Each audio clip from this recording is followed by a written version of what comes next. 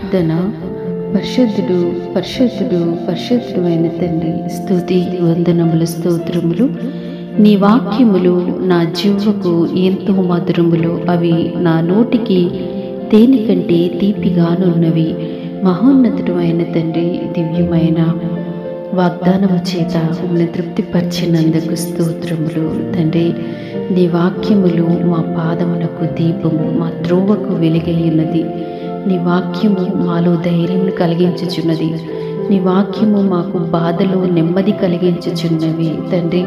నీ వాక్యములు ఎంతో మధురములు దేవా తండ్రి. అది మా నోటికి ఎంతో తీపి, మా బ్రతుకుల్లో ఎంతో వెలుగై ఉన్నది ప్రభువా దేవా. అనుదినము తండ్రి మీరిచ్చే వాక్యాల మీద మా యొక్క జీవిత భవిష్యత్తు ప్రతి క్షణము ఆధారపడి ఉంది తండ్రి. ఎంతగానో మేము ప్రభువా దేవా మీ వాక్యాల మీద మేము అనుదినము ఆశ పెట్టుకొనిచున్నాం తండ్రి దేవా. ఇంత గొప్ప వాక్యాన్ని మీరు మాకు ఇచ్చి ప్రభువా నాయన మా జీవితాలకు ఒక వెలుగై ప్రభువా, మా జీవితాలకి ఒక మార్గమై అనుదినము కూడా దేవా మమ్మల్ని నడిపించుచున్నందుకు మీకు వందనాలు దేవా. ఇదిగో తండ్రి మీ వాక్యాన్ని ఎవరైతే అంగీకరించి అనుదినము ప్రభువా ఈ యొక్క దివ్యమైన వాక్యము కొరకు ఎదురు చూస్తూ మీ వాక్యాన్ని బట్టి బలపరచబడుతున్నారు, వారందరినీ కూడా నాయనా దేవా మీరు ఈ దినమును ఆశీర్వదించుచున్నందుకు మీకు వందనాలు. ఎనలేని గొప్ప దీవెనలతో తండ్రి వారిని మీరు తృప్తిపరచుచున్నందుకు మీకు వందనాలు. దయతో బిడ్డలందరినీ జ్ఞాపకం చేసుకుని వారికి మేలు చేయమని,